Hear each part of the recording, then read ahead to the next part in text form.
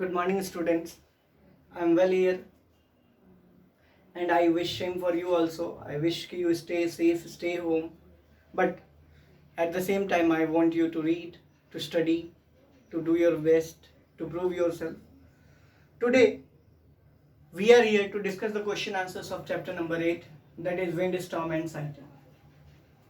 Question answer of chapter number 8, that is wind, storm, and cyclone. It is very simple chapter, and the question answers are simple too. Wind, storms, and cyclone. बेटा इसके जब हम question answers को discuss करेंगे तो एक एक questions, total number of questions 8 या 9 है, उन सभी को आज हम डिस्कस कर लेंगे. तो चलिए स्टार्ट करते हैं एक एक करके इसके क्वेश्चन आंसर्स को.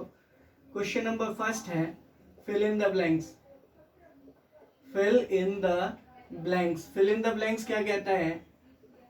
अगर हम फिल इन द ब्लैंक्स की बात करेंगे तो हम ये कहेंगे कि सबसे पहला क्वेश्चन है हमारा फिल इन द ब्लैंक्स में, वो क्या है? वो है आपको कि एयर्स या wind is generated due to dash heating of earth. तो क्वेश्चन ने क्या कहा बेटा कि विंड किस वजह से जनरेट होता है, किस तरह की हीटिंग से? तो हमारा आंसर क्या हो जाएगा?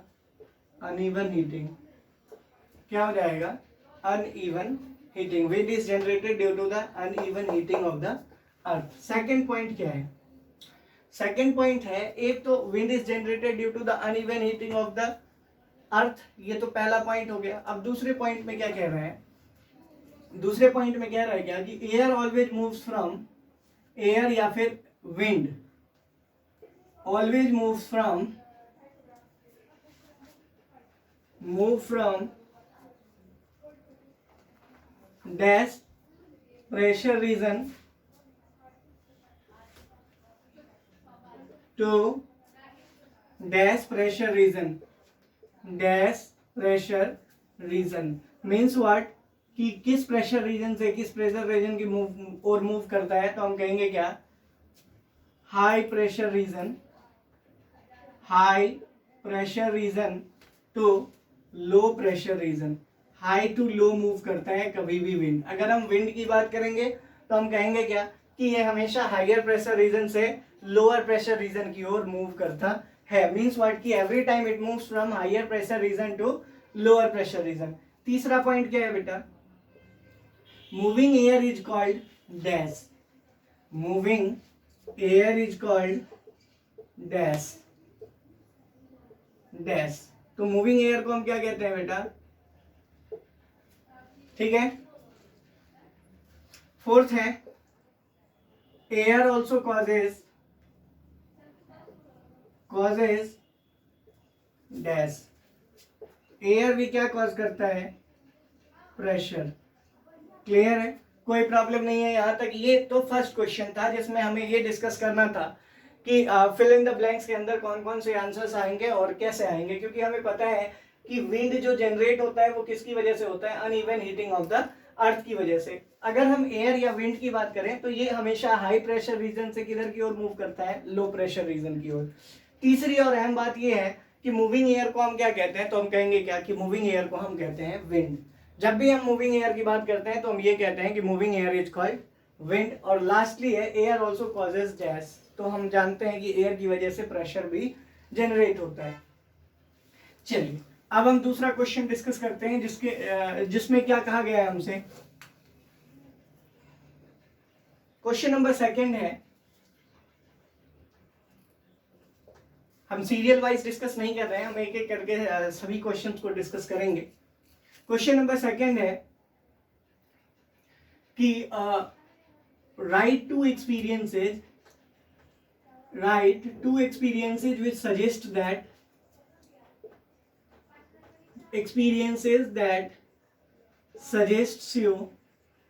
that suggests that air exerts pressure.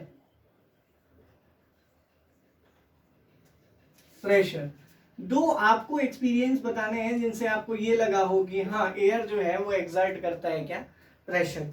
दो ऐसे एक्सपीरियंसेस को हमें बताना है जिनसे हमें ये पता लगे कि हाँ एयर जो है वो क्या एक्सर्ट करता है बेटा, प्रेशर एक्सर्ट करता है। तो हम कहेंगे क्या, driving our cycle, driving our cycle in the direction opposite to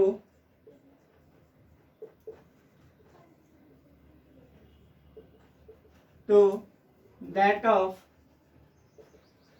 in the direction opposite to that of wind। नहीं, अगर हम बात करें कि एयर प्रेशर को हमें फील करना है तो हम क्या कहेंगे कि अगर हम चलती हुई हवा के अपोजिट डायरेक्शन में ड्राइविंग करते हैं, साइकिल को चलाते हैं, तो कहीं ना कहीं हवा हमें रोकने की कोशिश करती है, जिससे हमारा जो स्पीड है वो धीमा हो जाता है और हमें ज़्यादा प्रेशर लगाना पड़ता है। किस वजह से, बढ़े हुए एयर प्रेशर की वजह से। क्लियर है। दूसरा एक्सपीरियंस, अगर हम दूसरे एक्सपीरियंस की बात करें तो दूसरा एक्सपीरियंस क्या हो सकता है हमारे लिए जिससे हमें ये पता लगे कि एयर प्रेशर एक्सर्ट करता है। तो हम कहेंगे क्या, keeping hand on our, keeping our hand on glass of water and pressing it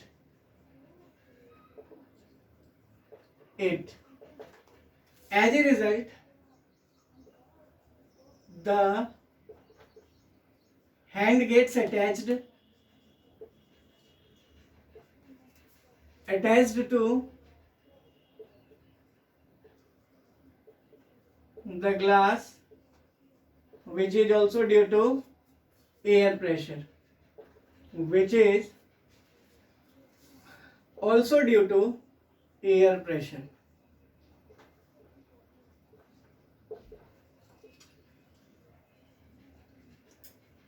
clear हो गया, कोई प्रॉब्लम नहीं है इसमें। नेक्स्ट है क्वेश्चन नंबर 3, जिसमें हमें ये बताना है, if you want to buy a house, would you buy a house with window and without ventilator. अगर आपको घर खरीदना है तो आप घर खरीदते समय ऐसे घर को कभी खरीदोगे जिसमें विंडो तो है लेकिन वेंटिलेटर नहीं है। तो देखो बेटा, इसको पहले मैं एक्सप्लेन कर देता हूँ, फिर मैं इसको लिखूंगा। तो हम कहेंगे कि नहीं, हमें ऐसा घर कभी नहीं खरीदना चाहिए जिसमें विंडो तो है लेकिन क्या नहीं है, तो हम कहेंगे क्या कि वेंटिलेटर नहीं है। क्यों ऐसा, क्योंकि अगर हम ऐसे घर को कभी खरीदेंगे जिसमें विंडो है वेंटिलेटर नहीं, तो गर्म हवा जो है, गर्म हमेशा जो हवा है वो ऊपर की ओर मूव करता है, और जो कोल्ड है वो किधर की ओर, नीचे की ओर मूव करता है। तो गर्म हवा जब विंडो से आएगी तो ये ऊपर की ओर बढ़ेगी, और वेंटिलेटर रहेगा तो उससे बाहर चली जाएगी, और ठंडी हवा जब वेंटिलेटर से आएगी तो वो नीचे की ओर मूव करेगी, तो हमारा घर ठंडा रहेगा। लेकिन अगर वेंटिलेटर है ही नहीं तो गर्म हवा ऊपर होकर कहाँ जाएगी, कहीं नहीं। जिसका मतलब क्या है कि ये जो घर है वो पूरी तरह गर्म बना रहेगा। इसीलिए हम ये ऐसा कहते हैं कि हमें ऐसे घर को कभी खरीदना नहीं चाहिए जिसमें विंडो तो है लेकिन वेंटिलेटर नहीं है। हम क्या कहेंगे, no we should not buy a house that has window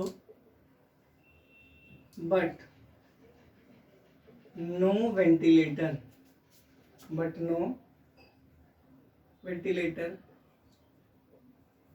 This is because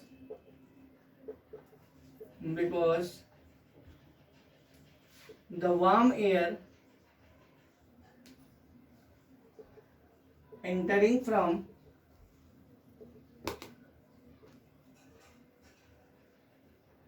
the window moves up to get out through window to keep our house cool। House cool।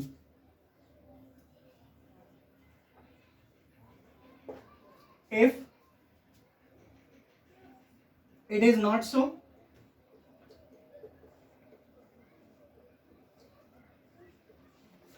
The house will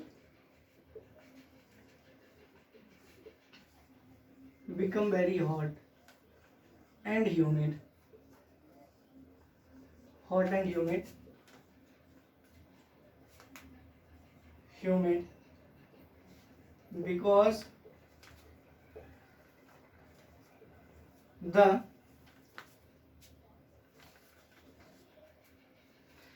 very hot and humid, बहुत hot and humid हो जाएगा. क्यों? Because the hot air will remain inside the house. Remain inside the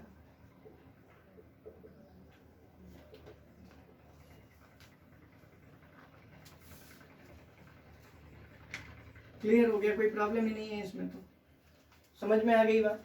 तो ये 3 question हम समझ गए हैं. अब चौथे क्वेश्चन की ओर चलेंगे.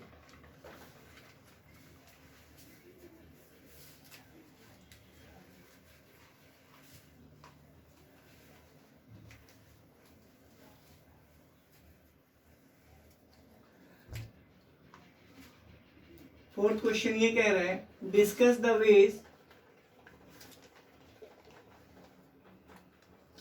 by which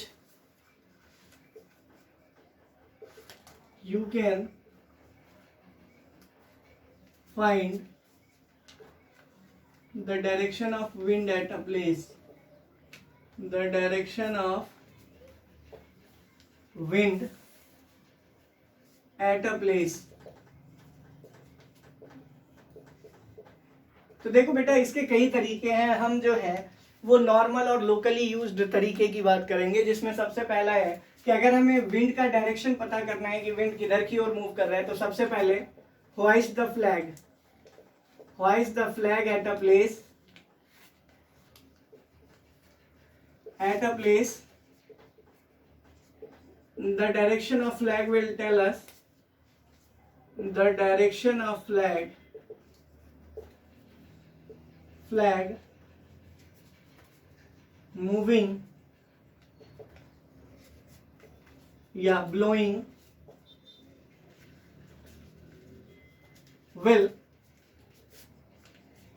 tell us the direction of wind. I hope clear है.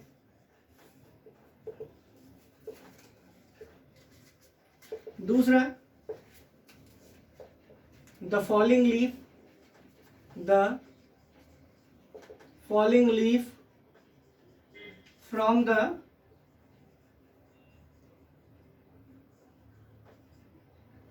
trees.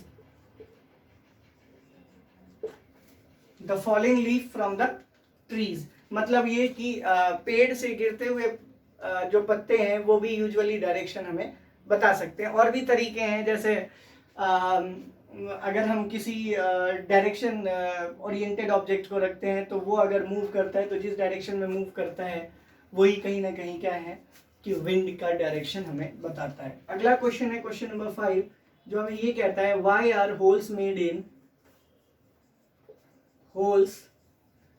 इन हैंगिंग बैनर और hoarding. Hanging banner and hoardings.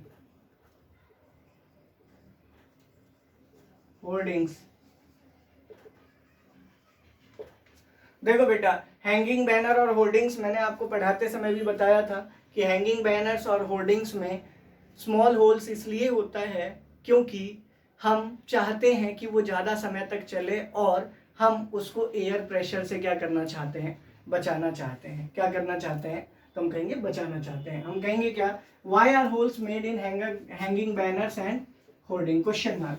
तो हम कहेंगे क्या, to prevent it from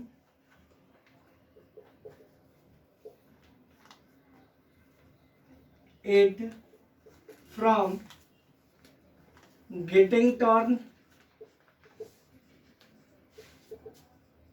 and to escape the air pressure.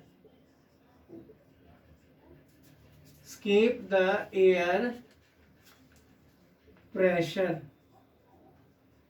Clear है, कोई प्रॉब्लम नहीं है इसमें। नेक्स्ट है क्वेश्चन नंबर 6, जो हमें क्या कहता है, एयर प्रेशर से बचाने और लंबे समय तक चलने के लिए हम उसमें होल्स कर देते हैं ताकि होल्स की वजह से वो फटे ना, और जैसे ही हवा का तेज झोंका आए तो उस छोटे छोटे होल से हवा बाहर चली जाए बिना कोई प्रेशर बनाए। क्लियर है। नेक्स्ट है क्वेश्चन नंबर 6। क्वेश्चन नंबर 6 और क्वेश्चन नंबर 7 का लगभग आंसर सेम है। वो कह रहे हैं क्या कि अगर आपके विलेज में साइक्लोन आए तो आप कैसे बचाओगे, क्या सजेस्ट करोगे अपने नेबर को या अपने घर वालों को कि साइक्लोन से अपने आप को बचाएं। तो हम कहेंगे क्या कि in order to prevent from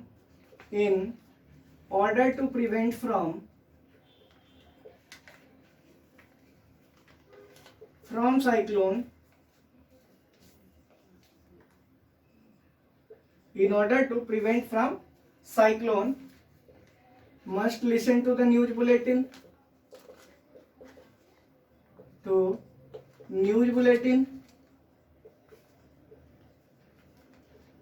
दूसरा keep the first aid box ready,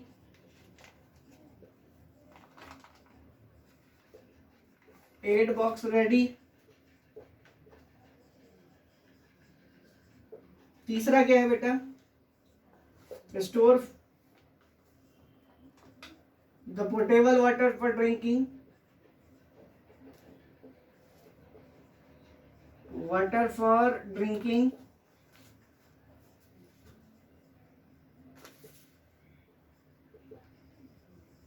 ठीक है।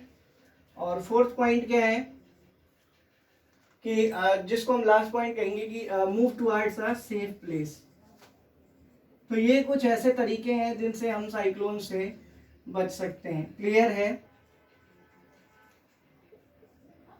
अब बेटा है नेक्स्ट और लास्ट क्वेश्चन है, वो है क्वेश्चन नंबर 8। क्या है बेटा, वो है क्वेश्चन नंबर 8। क्वेश्चन नंबर 8 क्या कह रहा है, which place is likely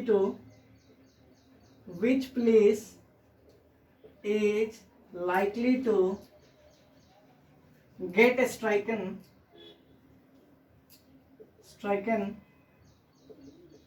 by the cyclone।